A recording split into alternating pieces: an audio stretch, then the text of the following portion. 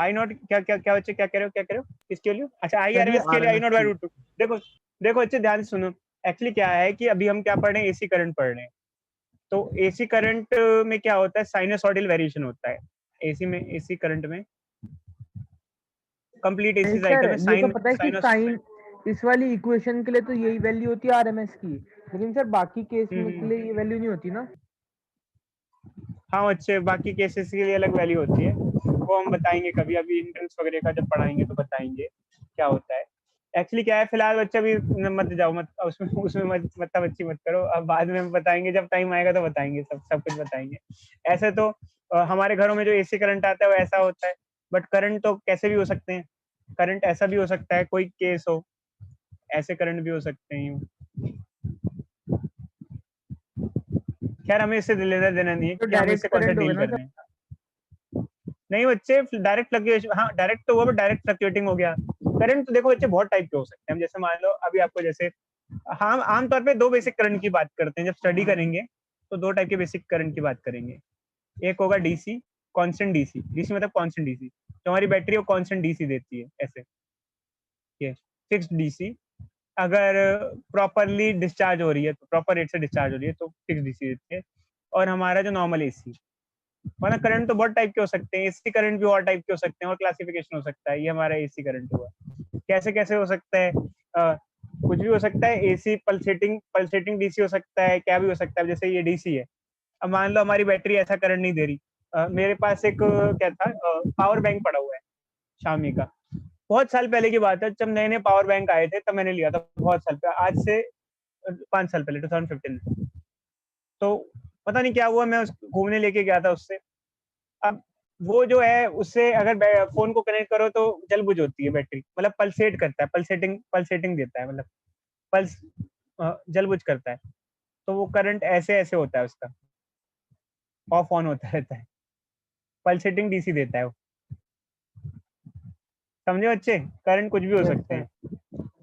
मतलब अभी अगर उसमें, अगर आप क्या कहते हैं, उसमें आपको पता होगा एक एलईडी भी आता है आजकल जो यूएसबी में कनेक्ट हो जाता है, यूएसबी एलईडी। तो मैं सर उसको यूएसबी जब पावर फैन बैंक भी में आता लगाता है। हूँ, हाँ यूएसबी फैन भी आता है, मेरे पास फैन भी है यूएसबी, और मेरे पास यूएसबी एलईडी में, जब मैं एलईडी को लगाता हूँ डिस्को लाइट बना के रख देता है वो, क्योंकि उसमें करंट पल्सेटिंग मिलता है। तो खैर अच्छा, हमें क्या मतलब है पल्सेटिंग पल्सेटिंग से, फिलहाल वो डेली लाइफ में देखने को थोड़ी मिल रहा है, तो मेरे पास खराब हो गया। उस टाइम पावर बैंक ठीक भी नहीं होते थे, तो ऐसे ही पड़ा हुआ है वो। अब जब ठीक होगा, फिलहाल सोचता हूँ, अब तो ठीक होने चालू हो गए, अब ठीक करा लूंगा उसको। अगर कोविड वोविड ठीक हो जाता है तो जाऊंगा। चलो अच्छे, आगे बढ़ते हैं। डेली लाइफ में दो ही टाइप के करंट देखने को मिलेंगे, कांस्टेंट डीसी और एसी, बस आपको, तो हमें ज्यादा मतलब नहीं है किसी से। अब हम आगे बढ़ते हैं बच्चों। तो इसमें तो देखो बच्चे, फ्लक्चुएशन होता नहीं है डीसी में, तो इसमें आरएमएस वैल्यू पीक वैल्यू कुछ भी नहीं, इसका कोई चक्कर ही नहीं होता है। जो वैल्यू है वही आरएमएस है, वही पीक है, हर वैल्यू सेम ही रहती है, फिक्स्ड वैल्यू रहती है। तो कोई कोई प्रॉब्लम नहीं रहता है। जैसे 10 एम्पियर का करंट है तो है, फिक्स्ड है, कांस्टेंट डीसी है। एसी के अंदर प्रॉब्लम रहता है, पीक वैल्यू, दो वैल्यू डिफाइन करनी होती है, पीक वैल्यू डिफाइन अलग करनी होती है, आरएमएस वैल्यू अलग डिफाइन करनी होती है। पीक मतलब जो मैक्सिमम जा रहा है, और आरएमएस भी डिफाइन करना होता है। समझे इस बात को बच्चों? अब हम आगे बढ़ते हैं, इसी के साथ हम आगे बढ़ते हैं।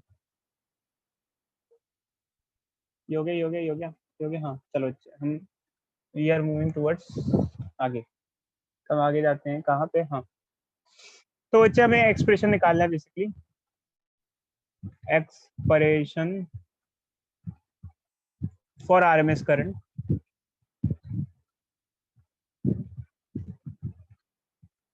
प्रूफ करना है कि कैसे हमने लिखा।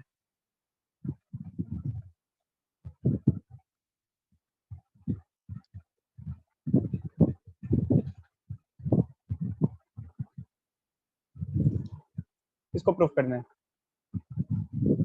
तो देखो बच्चों, ये कैसे प्रूफ करेंगे, इसके लिए हम क्या मानते हैं कि मान लो एक वायर है, इससे डीसी करंट फ्लो कर रहा है, और एक वायर है, इससे एसी करंट फ्लो कर रहा है, ठीक है। अब एक्चुअली क्या है कि दोनों को सेम कंपेयर नहीं किया जा सकता, क्योंकि एसी के अंदर तो हम बात करते हैं पीक वैल्यू की एक्चुअल में, और इसमें तो फिक्स्ड वैल्यू होती है। इसमें हम नॉर्मल करंट की बात करते हैं जितना फ्लो हो रहा है, इसमें हम आमतौर पर पीक करंट की बात करते हैं। उसको स्पेसिफाई किया जाता है आमतौर पर पीक करंट से, और उसको स्पेसिफाई किया जाता है करंट से। अच्छा ये बता रहा, ये था ना, अगर जैसे इसमें 10 एम्पेयर का डीसी फ्लो कर रहा है और इसमें 10 एम्पेयर वाला पीक एसी फ्लो कर रहा है, 10 एम्पेयर के पीक वाला एसी, 10 एम्पेयर के पीक वाला एसी, क्या दोनों सेम हीट प्रोड्यूस करेंगे?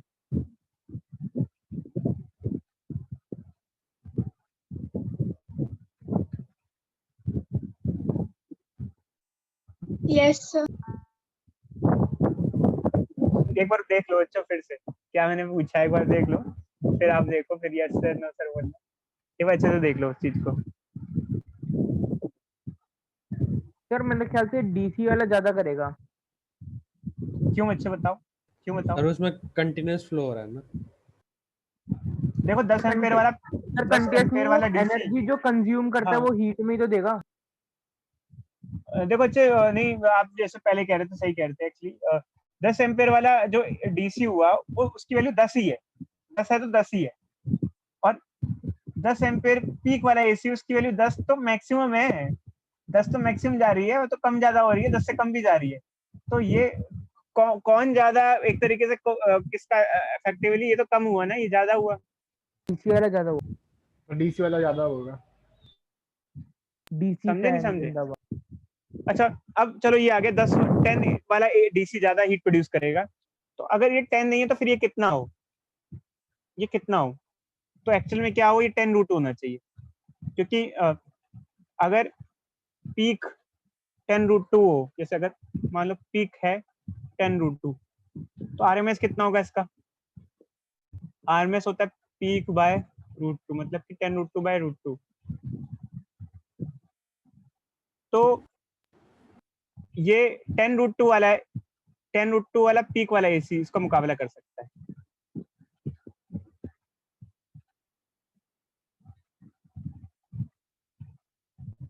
अब ये दोनों बराबर हो जाएंगे,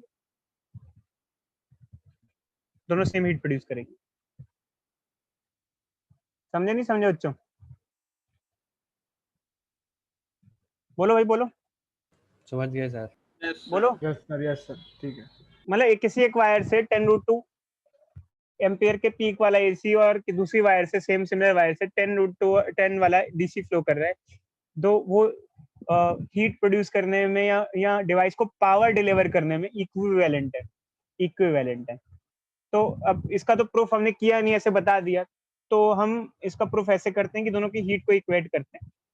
डीसी में तो हीट प्रोड्यूस का फॉर्मूला डायरेक्टली I²RT हो जाता है, एसी के अंदर हीट का फॉर्मूला ऐसे नहीं आएगा, उसमें I²RDT लगेगा। कोई बच्चा बताएगा कि हम जब दोनों की सेम हीट की बात कर रहे हैं तो इसमें इंटीग्रेशन यूज कर रहे हैं, राइट साइड में इंटीग्रेशन यूज कर रहे हैं, वाई?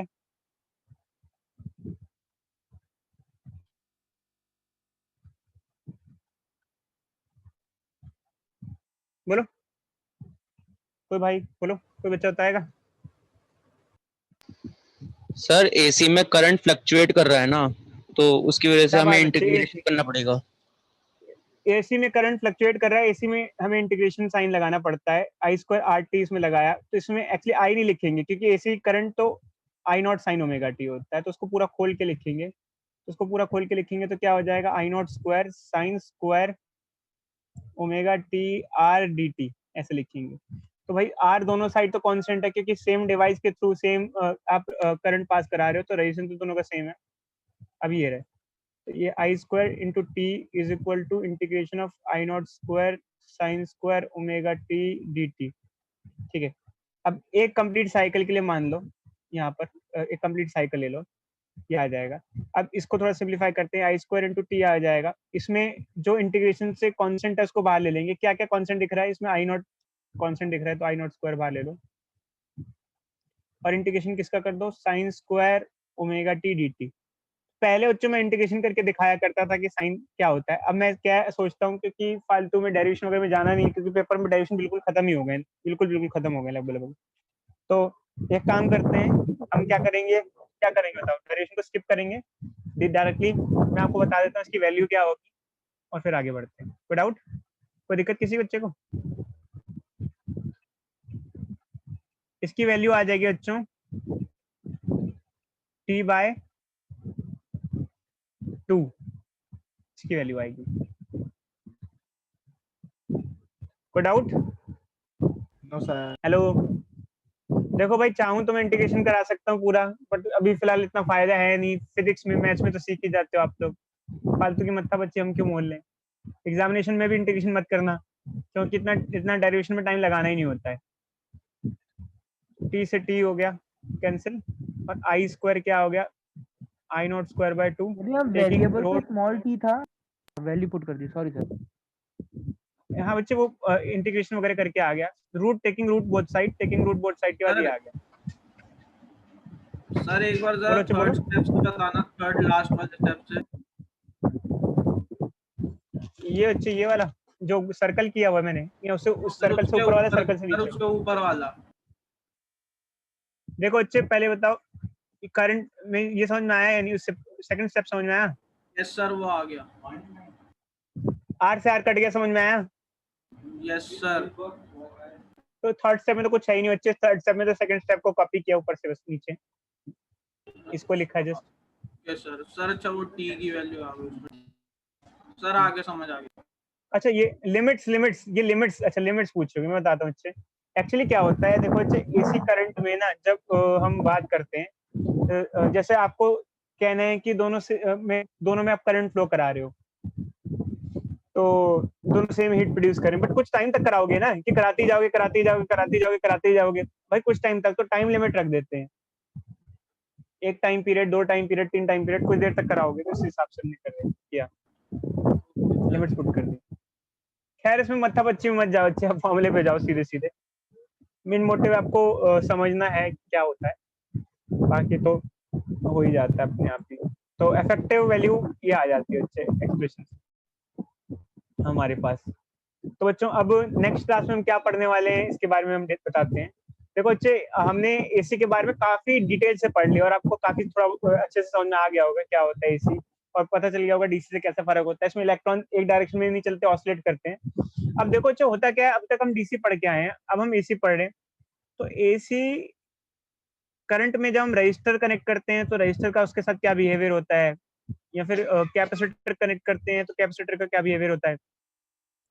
कैपेसिटर का बिहेवियर एसी में अलग होता है, रजिस्टर का अलग होता है, इंडक्टर, सबका बिहेवियर अलग अलग होता है एसी के अंदर। तो उसके बारे में पढ़ेंगे। अब ये क्यों पढ़ेंगे, क्योंकि यार हमारे घरों में जो अप्लायंसेस होते हैं उनमें जैसे बल्ब हो गया, बल्ब एक डिवाइस हो है जो रजिस्टर एक तरीके का, और कैपेसिटर भी लगे होते हैं इलेक्ट्रिकल डिवाइस में, सॉरी, और इंडक्टर भी लगे होते हैं। तो आप पहले बेसिक पढ़ोगे, फिर आपका सर्किट आएगा जैसे दिखेगा, तो आप कहोगे कि सर्किट में ये लगा है तो ऐसा बिहेवियर आएगा। सर तो हम एलसीआर क्या होता है? बताएंगे बच्चे, सब बताएंगे। पहले हम पढ़ेंगे behaviour of register in AC, register AC current के साथ कैसे बिहेव करता है, और डीसी से कैसे फर्क होता है, कैपेसिटर एसी में कैसा बिहेव करता है, एसी करंट के साथ कनेक्ट करें तो क्या होता है, इंडक्टर को एसी के साथ कनेक्ट करेंगे तो कैसा होता है, एसी करंट के साथ इन तीनों का रिलेशन और डीसी करंट के साथ इन तीनों का रिलेशन डिफरेंट कैसे होता है। फिर हम पढ़ेंगे आगे कि इन तीनों से मिला के क्या और डिवाइस बन सकते हैं, और भी आप ऐड करोगे तो क्या डिवाइस बन वो है सकते क्या, सोलनॉइड है क्या इंडक्टर? हैं। सोलेनॉइड कॉइल को इंडक्टर बोलते हैं, लास्ट क्लास में हमने बताया था। वो सर वो इसी को पूछ रहा था इंडक्टर कि बोल वही है देते ना। हैं। इसका नाम इंडक्टर है। ठीक है बच्चों, ओके सर। बोलो भाई, बोलो। कोई डाउट बच्चों, कोई डाउट इससे रिलेटेड? अच्छा बच्चों, 2-3 चीजें हैं। अच्छा अब सुन लो बच्चों,